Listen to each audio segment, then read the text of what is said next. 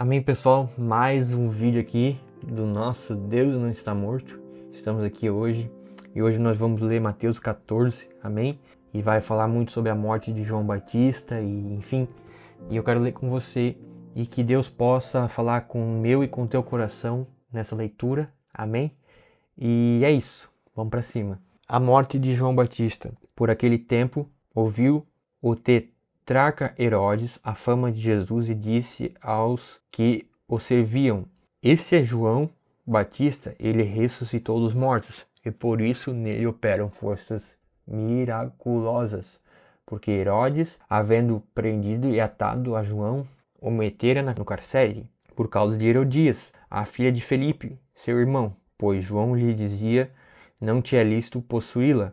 Está lá em Levítico 18, 16, 20 e 21, sobre por que ele não deveria possuí-la. E essa versão também, sobre a morte de João Batista, também está lá em Lucas 3, 19 ao 20. Versículo 5. E querendo matá-lo, temia o povo, porque o tinham como profeta.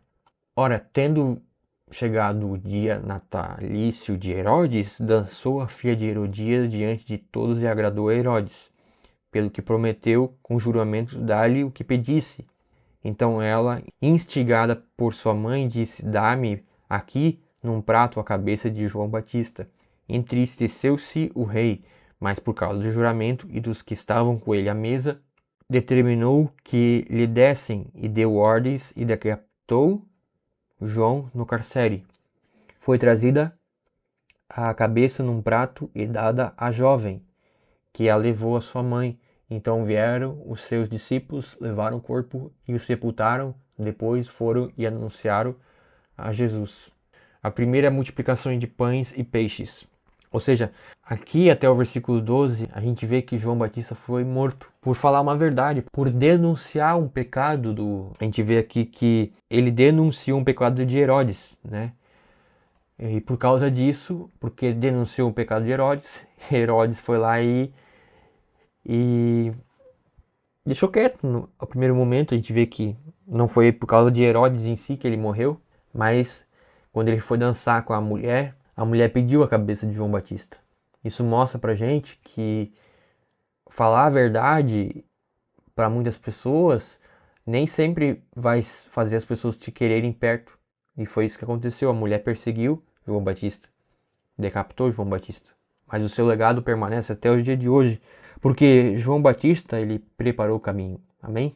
A primeira multiplicação de pães e peixes. Jesus, ouvindo isso, retirou-se dali num barco para um lugar deserto, à parte. Sabendo as multidões vieram das cidades seguindo por terra. Desembarcando, viu Jesus uma grande multidão, compadeceu-se dela e curou os enfermos.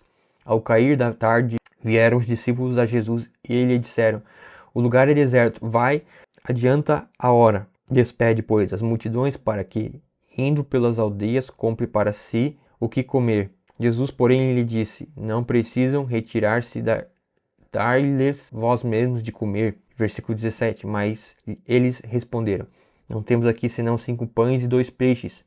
Então ele disse: trazei-mos. E tendo mandado que a multidão se assentasse sobre a relva, tomando os 5 pães e os 2 peixes, erguendo os olhos ao céu, os abençoou. Depois, tendo partido os pães, deu-lhe aos seus discípulos e esses às multidões. Versículo 20. Todos comeram e se fartaram, e dos pedaços que sobejaram, recolheram ainda 12 cestos cheios.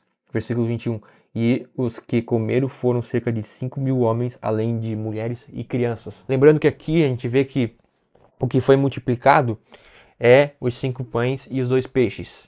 A gente vê essas multiplicações e aqui a gente vê no final que comeram e foram para cerca de 5.000 homens. Esse tipo de milagre aqui, as pessoas, não pode acontecer mais hoje. Claro que pode, né? Jesus é poderoso para fazer coisas como essa ainda hoje. Inclusive eu vivi uma experiência meio que parecida com isso na minha igreja local. Nós estávamos num momento lá em confraternização com o pessoal da igreja, não lembro se era retiro. Eu lembro que trouxeram vários pães para o pessoal comer.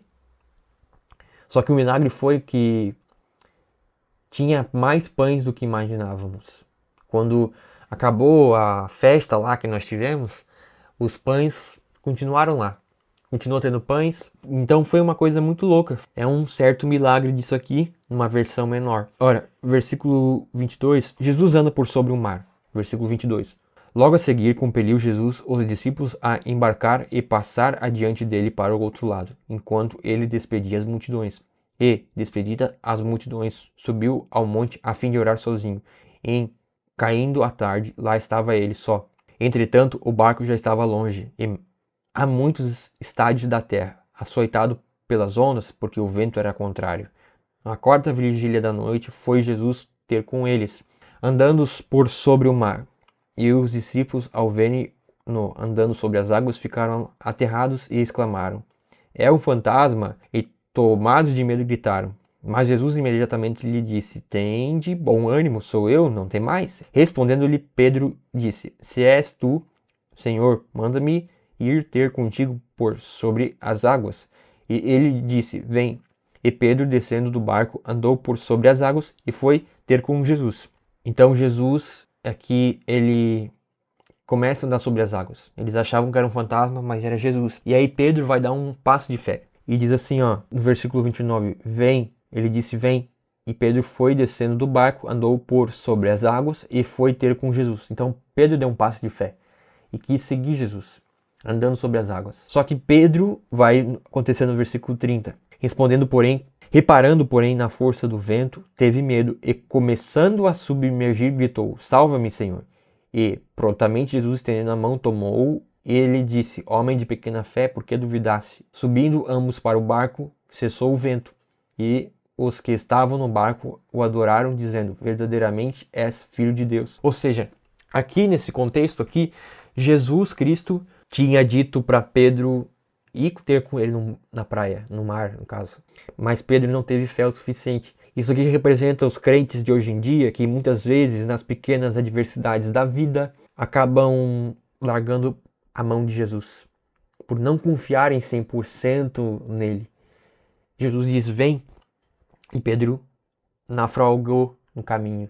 Por quê? Porque não estava apoiado em Jesus, mas na sua crença pessoal. Jesus em Genezaré. Então, estando já no outro lado, chegaram à terra, em Genezaré.